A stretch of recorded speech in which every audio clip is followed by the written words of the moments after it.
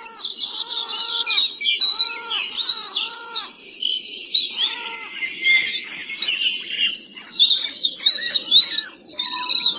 समय की बात है, आमरापुर नाम का एक गांव हुआ करता था। उस गांव में दो बहनें रहा करती थी, रूपवती और सुजाता। सुजाता के कम पढ़े लिखे होने के कारण सुजाता का विवाह एक गरीब परिवार में हुआ। वहीं बड़ी बहन रूपवती की सुंदरता पर रीझकर एक अमीर व्यक्ति ने उससे विवाह कर लिया। अपनी सुंदरता का घमंड तो रूपवती को पहले से ही था, लेकिन विवाह के बाद उसे दौलत का भी घमंड हो गया। दोनों बहनें एक ही गांव में आस-पास ही रहा करती थीं और जब भी मौका मिलता रूपवती सुजाता को उसकी गरीबी के कारण उसे नीचा दिखाने की पूरी कोशिश करती। अरे सुजाता, तुझे पता है अभी अभी मेरे पति ने मुझे सोने का हार दिलाया है और तुम्हारे खेत के पास जो खेत है ना, वो भी हम खरीद रहे हैं। तुमने तो शादी के बाद कुछ भी नहीं खरीदा होगा, मगर कर भी क्या सकते हैं, तुम्हारे पति के तो खाने के ठिकाने नहीं है, वो तुम्हें क्या खरीद कर देगा। अरे दीदी, ये हार तो आपने बहुत अच्छी लग रही है, आपने कहाँ से खरीदा?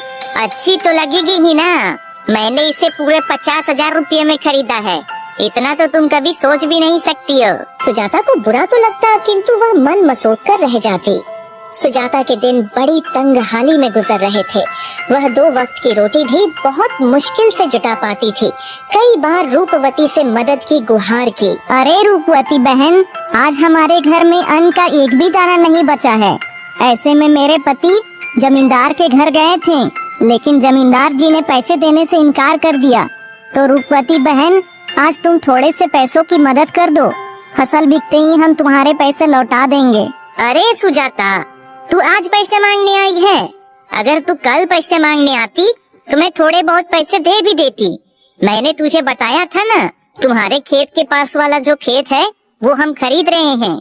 तो आज सुबह सुबह मेरे पति घर से सारे पैसे लेकर चले गए।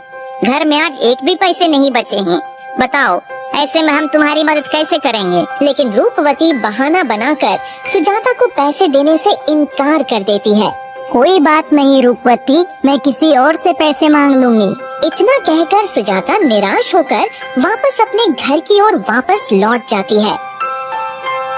भाग्यवान, तुम अपनी बहन रूपवती के पास गई थी ना, क्या उसने कुछ पैसे दिए? नहीं जी, रूपवती बोल रही थी अभी उनके पास भी पैसे नहीं है। बोल रही थी कि अगर तुम कल आती तो मैं जरूर पैसे दे देती। अरे भाग्यवान, मैं भी सेठ जी के पास गया था, उन्होंने भी मुझे मना कर दिया। बोल रहे थे अभी महीना खत्म होने में समय है, महीना खत्म होते ही तुम आ जाना, मैं तुम्हारे पूरे पैसे दे दूंगा। लेकिन जी, तब तक हम घर का खर्च कैसे चलाएंगे? हमारे घर में अब अन्न का एक भी दाना नहीं बचा है। अगर हमने कुछ नहीं किया तो हम भूखे मर जाएंगे। अरे भाग्यवान, क्यों ना तुम अपने बड़े भैया के पास मदद के लिए जाओ, मुझे लगता है वो हमारी मदद जरूर करेंगे। ठीक है जी, मैं एक बार अपने भैया के घर भी जाकर देखती हूँ, शायद वो हमारी मदद कर दे। यह कहकर सुजाता अपने बड़े भाई के घर की ओर मदद मांगने के लिए निकल पड़ती है।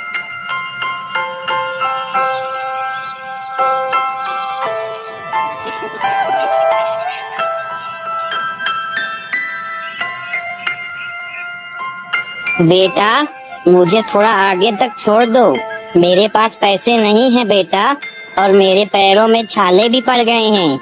क्या तुम मुझे मेरी कुटिया तक छोड़ दोगे? तुम्हारा भला होगा बेटा। अरे बाबा, ये आप कैसी बात कर रहे हो? मैं आपको आगे भी छोड़ दूं और आप मुझे मेरी मेहनताना भी नहीं देंगे? ये क्या बात हुई? सुबह सुबह का समय है बाबा, मेरी बोहनी भी नहीं हुई है, इस कारण मैं आपको मुफ्त में आगे नहीं छोड़ सकता।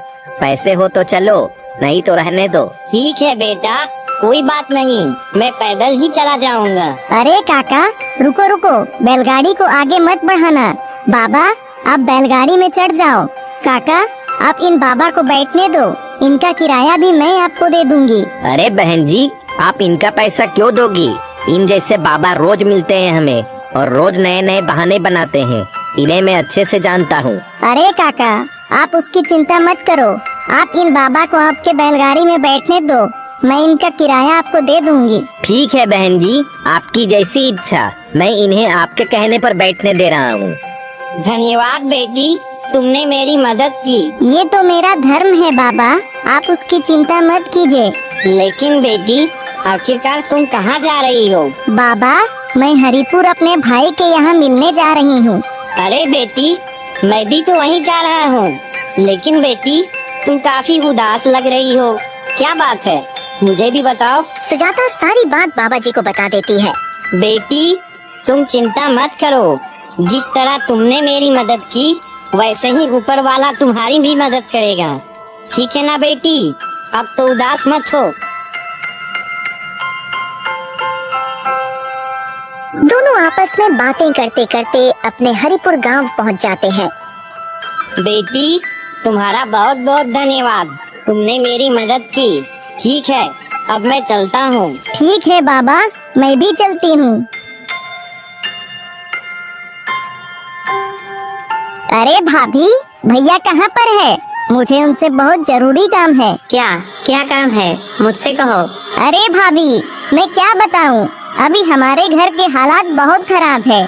हमारे पास 2 वक्त के लिए भी खाने के लिए पैसे नहीं है। तो इसमें हम क्या कर सकते हैं सुजाता? हमारे पास कोई पैसे का पेड़ तो है नहीं जिससे हम पैसे तोड़ तोड़ कर तुम्हें हम दे दे। हमारे पास अभी बिल्कुल भी पैसे नहीं है। ठीक है, पैसे वैसे मांगने के अलावा कोई दूसरा काम हो तो बताओ, वरना यहाँ से चली जाओ। भाभी ने उसे घर से भगा दिया। दुखी होकर सुजाता अपने गांव वापस लौट जाती है। अरे सुजाता, आज तुम अपने बड़े भैया के घर गई थी, क्या तुम्हारे भैया ने तुम्हारी कुछ मदद की? मैं वहाँ गई थी जी, लेकिन भैया तो घर पर नहीं थे और भाभी ने मुझे घर से भगा दिया। अब तो भाग्यवान, हमारे पास खाने के लिए भी कुछ भी नहीं बचा है। अब हम क्या खाएंगे? ऐसे तो हम भूखे मर जाएंगे। ऐसे ही शाम का समय हो जाता है। अन्न का एक भी दाना न होने के कारण दोनों उदास बैठे हुए रहते हैं। बाहर बहुत ठंडी ठंडी हवा चल रही होती है। तभी दोनों को बाहर से एक आवाज सुनाई देती है। बेटी, अरे ओ बेटी, दरवाजा खोलो, मेरी मदद करो बेटी। अरे ये किसकी आवाज है? दोनों बाहर जाकर देखते हैं तो वही बूढ़ा व्यक्ति बाहर खड़ा होता है जो सुजाता को रास्ते पर मिला था। अरे बाबा, आप इतनी रात को यहाँ? अरे बेटी, मैं कुछ काम से पड़ोस के गांव गया था। आते आते शाम हो गई और बाहर बहुत ठंड भी है। क्या तुम आज मुझे अपने घर में रहने का जगह दोगी? बेटी, मैं कल सुबह होते ही घर निकल जाऊंगा। अरे बाबा, ये आप कैसी बात कर रहे हो? आप हमारे मेहमान हैं। आप इस घर को अपना ही घर समझिए। चलिए अंदर आइए, बाहर बहुत ही ज्यादा ठंडी हवा चल रही है। धन्यवाद बेटी, तुमने मेरी फिर से मदद की। मैं तुम्हारा जीवन भर आभारी रहूंगा। हमें माफ करिए बाबा जी, हमारे पास आपको खिलाने के लिए कुछ भी नहीं है। कोई बात नहीं बेटा, तुमने मुझे रहने का आश्रय दिया, वही मेरे लिए बहुत बड़ी बात है। रात बहुत गहरी हो जाती है, फिर तीनों सो जाते हैं। और सुबह सुबह जब रवि उठकर देखता है तो उसे बाबा जी कहीं नजर नहीं आ रहे होते हैं। अरे सुजाता, अरे ओ सुजाता, आ रही हूँ। अरे सुजाता, बाबा जी कहाँ गए? तुमने देखा? जी मैं उन्हीं को तो ढूंढ रही हूँ तभी से, शायद वो अपने घर चले गए। तभी उन दोनों की नजर बाबा की पोटली पर जाती है जो उन्होंने अपने साथ लाया था। अरे भाग्यवान, ये तो बाबा जी की पोटली है ना? हाँ जी, ये तो बाबा जी की ही पोटली है। जैसे ही रवि पोटली को खोलकर देखता है, वह दोनों हैरान हो जाते हैं। उसके अंदर ढेर सारे सोने के सिक्के पड़े होते हैं